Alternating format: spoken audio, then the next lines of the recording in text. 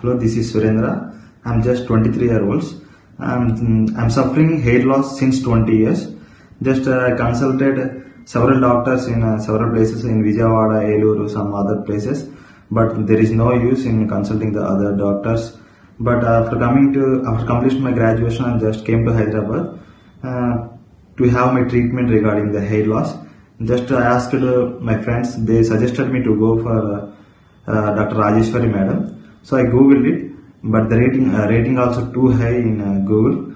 So I just met the Rajeshwari madam. She suggested me go for first hair analysis. After having hair analysis, she told me that you are suffering from hair psoriasis. After having the hair analysis treatment, just I went for hair meso. After completion of 2 sessions of hair meso, I gained the confidence that there is no loss of hair. Today I am done with my PRP. Just I am confident that there is no suffering from hair loss.